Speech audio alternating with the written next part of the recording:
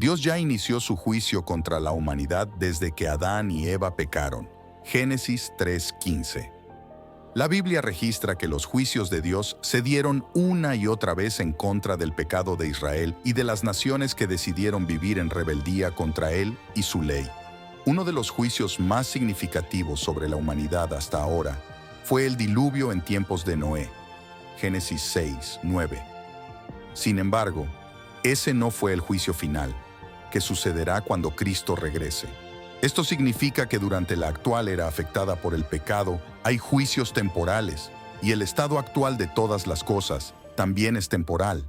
Por eso en teología se habla sobre el estado intermedio, al referirnos a que tanto los creyentes como los enemigos de Dios que han fallecido están ahora en un lugar temporal mientras llega el juicio final.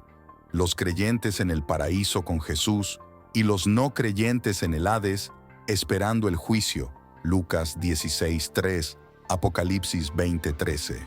El desarrollo del juicio final. Cuando Jesús regrese, como el juez perfecto que es, hará una división entre las ovejas y los cabritos. Aunque algunos dividen el juicio final en dos partes, una parte del juicio en la segunda venida y la otra en el juicio del trono blanco después del reino milenial. El juicio final representa la resurrección de todos los que han muerto, tanto creyentes como no creyentes, para ser juzgados. Todos los que han muerto tendrán cuerpos de nuevo. Los que estamos en Cristo tendremos un cuerpo para disfrutar de la gloria de Dios, y los enemigos de Dios tendrán un cuerpo para sufrir su juicio eterno. La otra parte de lo que representa el juicio final son los diferentes grados de recompensa y los diferentes grados de castigo. En ese juicio, no solo está el libro de la vida, sino también los libros de obras. Apocalipsis 20:12. Castigos y recompensas en el juicio final. ¿Has sido santificado por la obra del Espíritu Santo? Una de las evidencias de ser justificado por la fe en esta vida serán las obras de santificación como fruto del Espíritu. Jesús es quien juzga la motivación y la legitimidad de todas nuestras acciones. Mateos 7:21-23.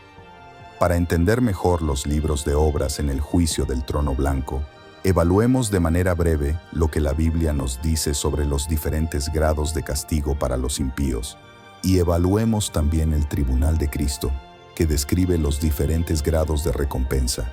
2 Corintios 5:10. 1. Diferentes grados de castigo. Dios es justo, y no hay ni un solo pecado que no haya de ser castigado de manera justa en la eternidad. Aunque todo pecado, por pequeño que parezca, merece la separación de la comunión con Dios y la condenación eterna, recuerda que el pecado está definido fundamentalmente por lo que hacemos contra Dios y contra su ley. La Biblia nos muestra que diferentes pecados traen diferentes grados de castigo. Hay pecados que a los ojos de Dios merecen mayor severidad en el juicio final por el grado de daño que causaron. Además, hay pecados que merecen condenación por su desprecio al mensaje del Evangelio o por cometer el pecado imperdonable. Por ejemplo, Jesús dijo que el castigo para Sodoma y Gomorra en el día del juicio sería más tolerable que para una ciudad que rechazara a sus apóstoles. Parece ser entonces que los diferentes grados de castigo tienen que ver con los grados de oposición directa contra Dios y su iglesia, algo a lo que también se refirió el apóstol Pablo. El castigo del juicio final también tiene que ver con los diferentes grados de apostasía, es decir, en cuanto al nivel de conocimiento y experiencia que alguien tenga del Evangelio antes de pecar deliberadamente en desprecio y rechazo al sacrificio de Cristo. 2. Diferentes grados de recompensa. Nuestras recompensas en el juicio final tendrán que ver con nuestras motivaciones y con el grado de responsabilidad que Dios nos dio en esta vida. Entre más bendiciones hemos recibido, mayor responsabilidad tenemos de usar esas bendiciones para la gloria de Dios. Sin embargo, todas las recompensas que recibiremos de su parte seguirán siendo un regalo de gracia, no el resultado de un esfuerzo ni de un mérito en nuestra naturaleza humana caída. La mejor ilustración de esto la encontramos en la parábola de los obreros de una viña. Mateus 21:16. En esta parábola queda claro que los regalos que Dios quiere dar los otorga libremente porque son suyos, y es su prerrogativa darlos a quien Él quiera. Él no comete ninguna injusticia porque no le debe nada a nadie. Al que trabajó todo el día, le puede pagar lo mismo que al que trabajó solo una hora. Una de las cosas que sabemos con toda seguridad es que las recompensas que todo cristiano recibirá no serán equivalentes al sacrificio en esta vida. Es decir, no hay nada que pierdas ahora por causa del reino que no te sea recompensado mucho más en el reino venidero.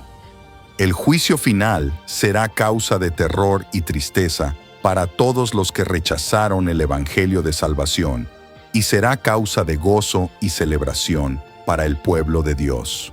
La Biblia es clara en que la muerte es el fin de todas las oportunidades. Hebreos 9:27 nos dice que cuando morimos, enseguida enfrentamos el juicio.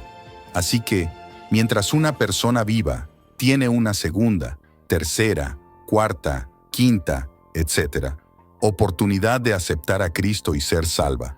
Juan 3:16, Romanos 10:9-10, Hechos 16:31. Una vez que la persona muere, ya no hay más oportunidades.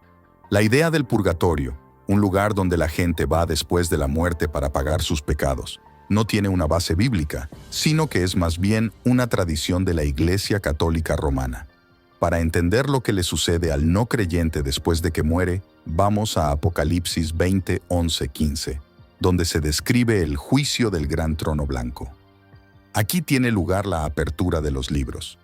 Y los libros fueron abiertos, y otro libro fue abierto, el cual es el libro de la vida. Y fueron juzgados los muertos por las cosas que estaban escritas en los libros, según sus obras. Los libros contienen todos los pensamientos y obras de aquellos que están siendo juzgados. Y sabemos por Romanos 3:20 que, por las obras de la ley, ningún ser humano será justificado delante de él. Por tanto, todos los que son juzgados por sus obras y pensamientos son condenados al infierno. Los creyentes en Cristo, por otra parte, no son juzgados por los libros de las obras, sino que sus nombres se encuentran escritos en otro libro, el libro de la vida del Cordero. Apocalipsis 21:27. Estos son aquellos que han creído en el Señor Jesucristo, y solo a ellos les será permitido entrar al cielo. Cualquiera cuyo nombre esté escrito en el libro de la vida del Cordero, era salvo antes de la fundación del mundo. Efesios 1:4, por la soberana gracia salvadora de Dios, para ser parte de la novia de su Hijo, la Iglesia de Jesucristo. Esta gente no necesita una segunda oportunidad para salvación, porque su salvación ya ha sido asegurada por Cristo. Él los eligió, los salvó y los mantendrá salvos. Nada puede separarlos de Cristo. Romanos 8:39.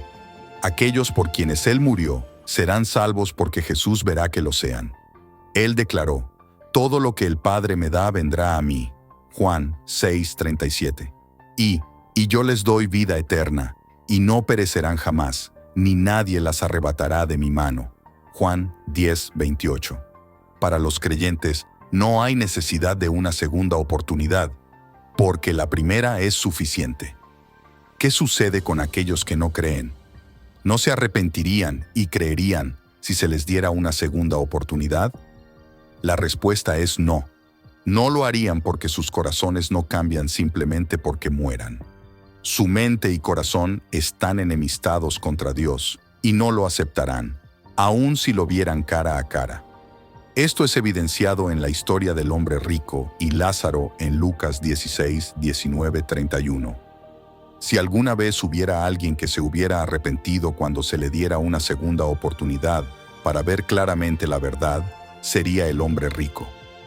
Pero aunque él estaba en tormento en el infierno, solo le pidió a Abraham que enviara a Lázaro de regreso al mundo para advertirle a sus hermanos, para que ellos no tuvieran que sufrir el mismo destino.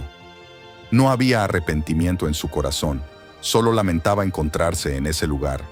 La respuesta de Abraham lo dice todo.